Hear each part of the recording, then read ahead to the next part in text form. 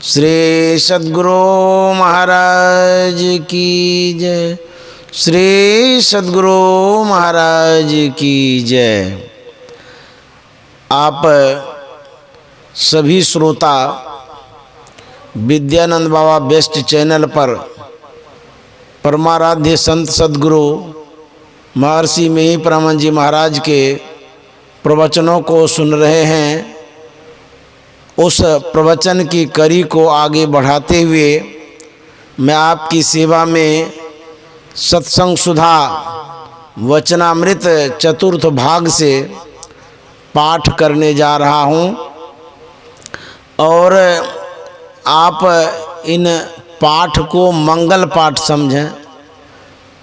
आपके जीवन में सुख शांति की अभिवृद्धि होगी इसे सुनने से।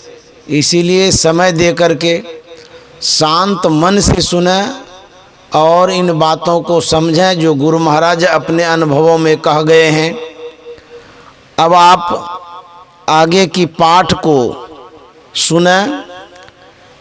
ईश्वर अवश्य है, बंदो गुरुपद कंज कृपा सिंधु नर रूप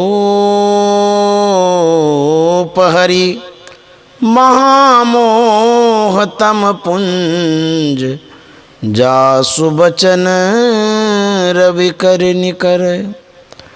धर्मानुरागिनी प्यारी जनता, सत्संग से सत्य का ज्ञान होता है, सत्संग से सदाचरण का ज्ञान होता है, सत्संग से सद्गति का ज्ञान होता है।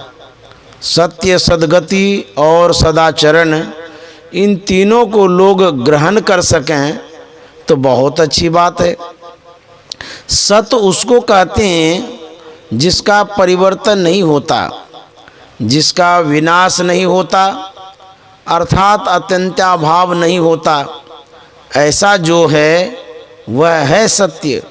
सत्याचरण उत्तम आचरण और शीलता के साथ संसार में बरतना चाहिए। शीलता में सत्यता और नम्रता रहती है। शीलता और नम्रता के साथ संसार में बरतना चाहिए। जहाँ सत्यता है वहाँ कोई दुर्गुण नहीं रहने पाता।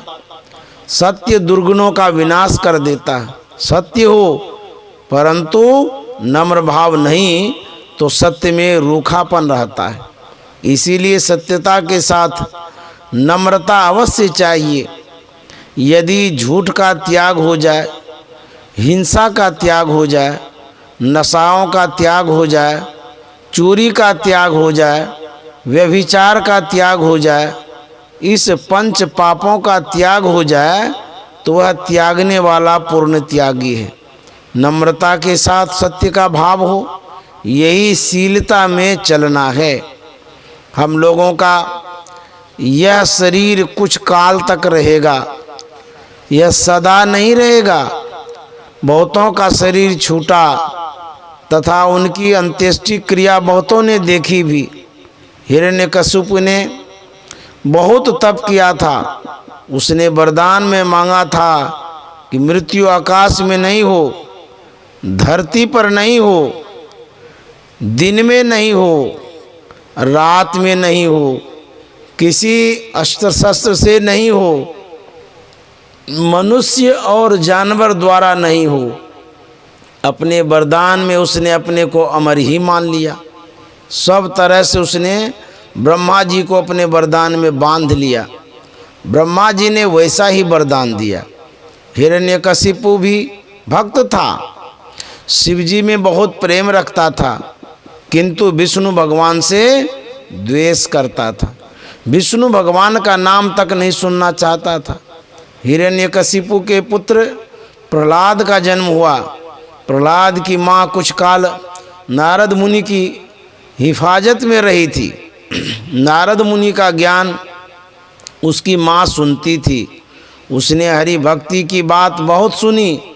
प्रहलाद में वही नारद मुनि का गुण आ गया था। वह भगवान विष्णु का नाम जपता था।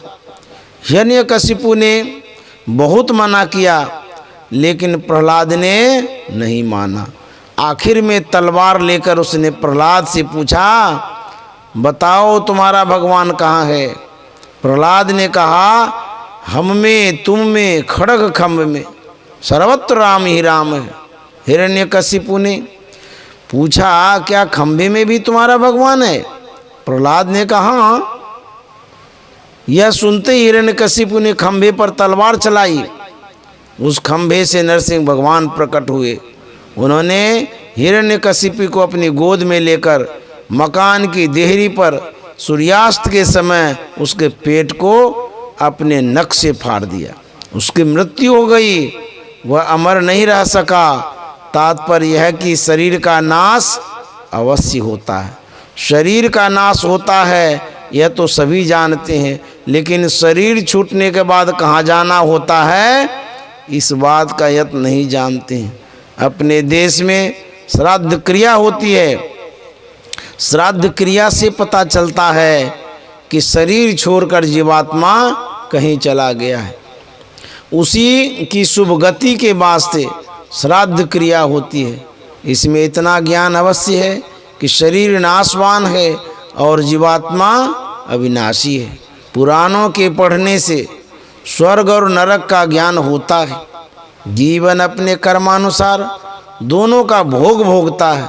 स्वर्ग का भोग सद्गति नहीं है।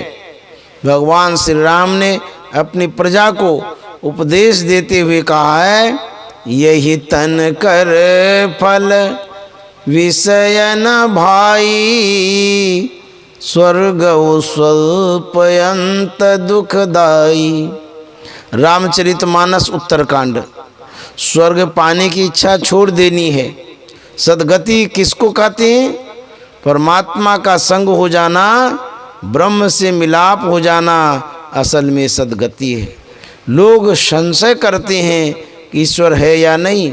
मैं कहता हूँ कि मेरे विचार में ईश्वर अवश्य है। सोचो, परम पुरातन परम सनातन तत्व है कि नहीं? परम सनातन परम पुरातन तत्व नहीं मानना बुद्धि विपरीत है। सारे अवकाशों को भरकर जो अवकाशहीन है, जिसे कोई जगह खाली नहीं है, वही सबसे पहले का है। वही ब्रह्म है जो अपने तय आप ही आप है। यही अध्यात्म विज्ञान बतलाता है। यहाँ का वैज्ञानिक संसार के भंडार से कुछ लेकर कुछ बनाते हैं। ईश्वर ऐसे वैज्ञानिक हैं कि वे बिना कुछ के कुछ बनाते हैं। वे बिना उपादान के सब कुछ बनाते हैं।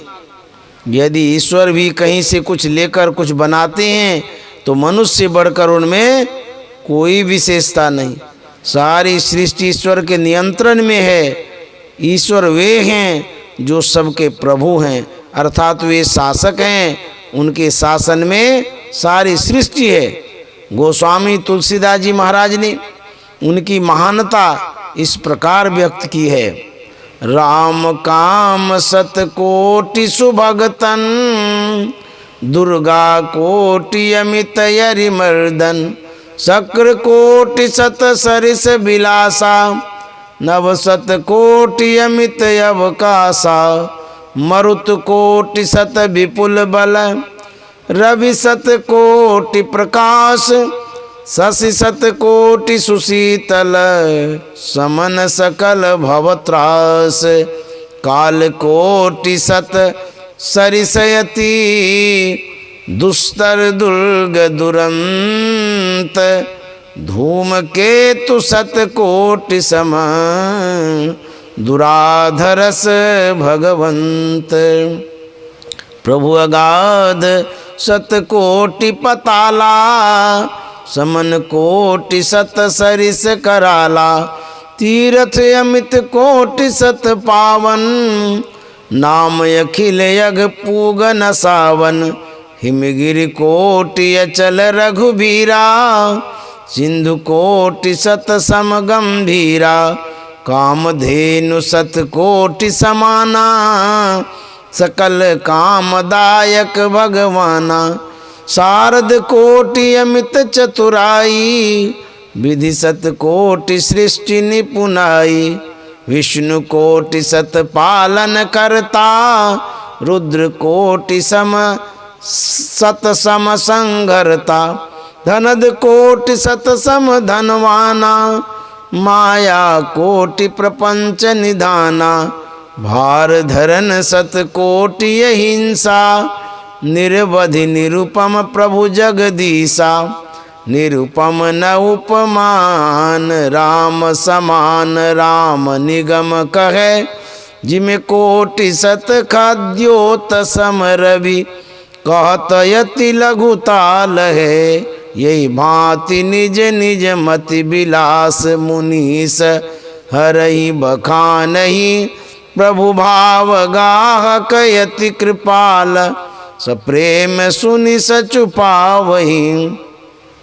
यहाँ गोस्वामी तुलसीदास जी ने ईश्वर को व्यक्त भाव का उदाहरण देकर अव्यक्त को बतलाया है। यह वर्णन करने की अद्भुतता है गोस्वामी तुलसीदास जी की। ईश्वर में कोई उदाहरण लागू नहीं होता। जैसे करोड़ों जुगनुओं की उपमा सूर्य से देने में सूर्य की महिमा घटती है, उसी तरह करोड़ों विष्णु, करोड़ों ब्रह्मा आदि का उदाहरण दें तो इसमें ईश्वर की हीनता होती है। ईश्वर परम कल्याणकारी हैं, इसलिए वे शिव हैं, सब में ईश्वर व्यापक हैं। एक ही ईश्वर सब में ओतप्रोत हैं। गोस्वामी तुलसीदास जी ने बड़ा ही अच्छा रामायण में लिखा है, राम स्वरूप तुम्हार, वचन गोचर बुद्धि पर। अविगत कथय पार, नेति नेति नित निगम कह। इन बातों पर विचार करने से ज्ञात होता है कि अनादि अनंत पदार्थ पर कोई उदाहरण लागू नहीं होता। हम लोग इंद्रिय ज्ञान में रहने के कारण परमात्मा को नहीं पहचान पाते। शरीर इंद्रियों के ज्ञान से छूटकर निजी ज्ञान में ईश्वर पहचानने योग्य है। अपने तय में, अपने ज्ञान में ईश्वर को पहचान सकते हैं। जैसे आँख से ही आँख को देखते हैं आईने के माध्यम से, उसी तरह साधन के माध्यम से अपने तय के ज्ञान में अपने को तथा परमात्मा को पहचान सकते हैं। शरीर इंद्रियों से अपने को भिन्न करने का काम करो, यही ईश्वर की भक्ति है। भक्ति से ही ईश्वर मिलते हैं। परमात्मा का ज्ञान कैसा होना चाहिए? सो कहा, श्रवण मनन द्वारा पहले अपरोक्ष ज्ञान, तब परोक्ष ज्ञान होगा। इसके लिए कुछ साधन चाहिए। इसकी साधना का नाम योग है। योग, ज्ञान और भक्ति तीनों संग संग हो तो ईश्वर को प्राप्त कर सकते हैं। यही सद्गति है। संतों ने भी इसी सद्गति को मोक्ष कहा है। श्री सद्गुरु महाराज की जय। संत सद्गुरु महर्षि मेही परमहंस जी महाराज का यह प्रवचन भवानीपुर राजधाम पूर्णिया बिहार में दिनांक 1 जनवरी 1967 ईस्वी को अपराह्न काल में हुआ था। श्री सद्गुरु महाराज की जय। आप सभी विद्यानंद बाबा बेस्ट चैनल पर परमाराध्य संत सद्गुरु महर्षि मेही परमहंस जी महाराज के प्रवचनों को सुना और इस प्रवचन को आगे बढ़ाने के लिए, इसे प्रस्तुत करने के लिए आप सबों की सराहनीय सेवा है। आप हमें मनोबल बढ़ाने का काम करें। इस चैनल को लाइक और सब्सक्राइब करें ताकि आप तक सबसे पहले यह प्रवचन पहुंच जाए और परमाराध्य के प्रवचनों से आप लाभ उठा सकें। श्री सद्गुरु महाराज की जय।